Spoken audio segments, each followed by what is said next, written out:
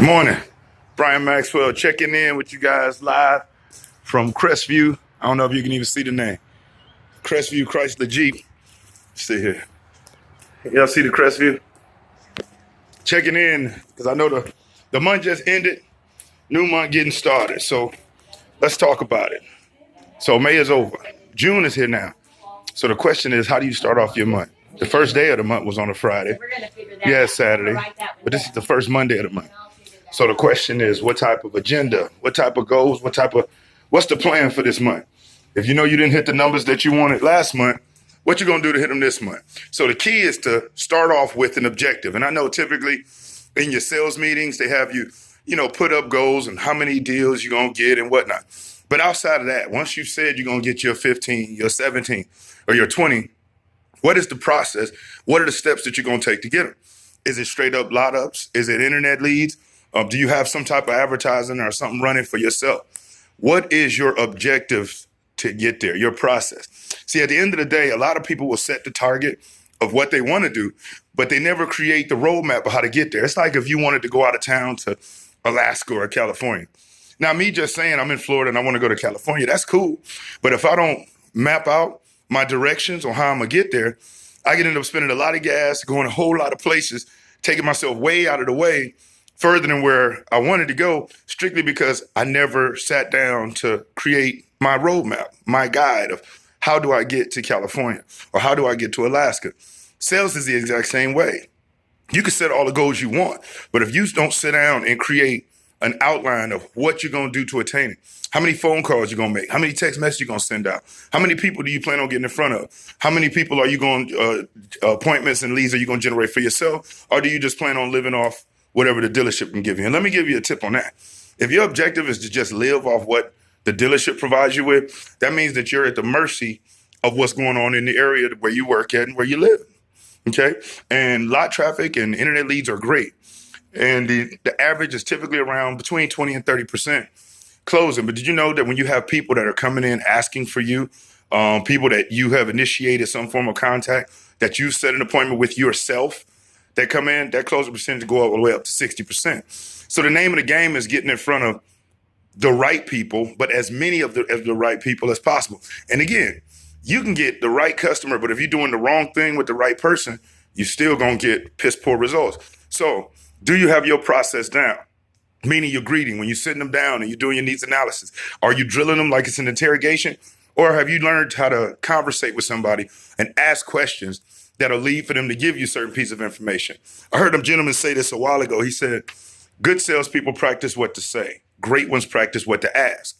So, and whoever is asking questions is actually in control. You got to excuse if it's shaky a little bit. I try to do my best. But whoever's asking questions is in control. Because if I'm asking questions, guess what? You have to respond to me, which means I dictate the direction of the conversation. So you need analysis. Then if you're doing that, your vehicle selection, are they a part of the vehicle selection process, or are you just straight telling them? Then after that, your presentation skills, your demo drive. And another key is when you come back off the demo drive, what are you doing with them? Are you taking them, sitting them right back down, going for numbers, which is exactly what they expect? Or when you come back off the demo drive, knowing that these people's defensive wall just went way up when you come back. Matter of fact, when you come back off a demo drive, you ever notice that if you open the door for your customer, they'll beeline it straight back for the desk? Why? Because history has shown them that right after that comes the numbers. Well, let me show you how to utilize a pattern interrupt. When you come back off that demo drive, instead of sitting them down and just starting to go through numbers or anything like that, actually give them a tour of the dealership and the service department. And here's why. They're preparing to sit down and do this so-called back and forth battle with you. So their defensive wall is up. And that is very mentally draining for somebody to have their guard up and defensive for a long period of time. So when you bring them back and you say, hey, folks, follow me over here. This is our service department. This is where you'll be bringing your vehicle when it's time for you to get a service. As you can see, here's the waiting area. We've got Wi-Fi. We got coffee. We got donuts, any of those things. Matter of fact, follow me over here. I'm going to take you over to the service lanes where you'll actually interact with the service reps. And as a matter of fact, before you leave, I'm even going to help you schedule your first oil change appointment. And you take them over. If the service manager is available, introduce them. If there's a service tech out there, introduce them. Then after that, bring them back. Now, here's why. Because that defensive wall was up when you came back. But now, by you taking them and touring them and introducing them to people, they have to smile and people are saying hello and whatnot. That defensive wall has to drop. because now they're being treated very important. Very hard to be mad when you're being treated with a high level of respect and being treated important. So you give them the tour. So they're saying, what in the world's going on? The defensive wall goes down while they're shaking hands and being introduced. You give them the tour. Now, when you take them back to the desk, guess what? That defensive wall still will come up, but it won't be as high and as wide as it would have been initially, okay? And it's learning how to leverage pattern interrupts. So then once you get them back, okay, you give them the tour. Then you're sitting them down. Then you want to start, going over your numbers process and going back and forth with them. And remember, people like to call it a negotiation. I consider it to be education, okay? Because you and this customer have to be on the same page in order for this to get done. If you're on one page and they're on another, it'll never happen, okay? So it's not so much a negotiation, it's an education process, okay? And taking that approach, sitting down with somebody and actually working with them to see how you can make this as beneficial as possible for both parties, that's how you win. But if you're just trying to get it to where you keep all the money, they're going to resist. And then you know how you feel whenever they're just trying to hold back and nickel and dime you down. So same exact thing. It's a partnership. You're working together to get things done, okay? Now, after you do that, now, boom, they're getting ready to go into the box with the business manager, making sure you set the stage right, giving them expected time that it may take before they get in, or when they get in, what type of ETA they may have. As transparent as you possibly can be with everybody you talk to, the more beneficial it is for you.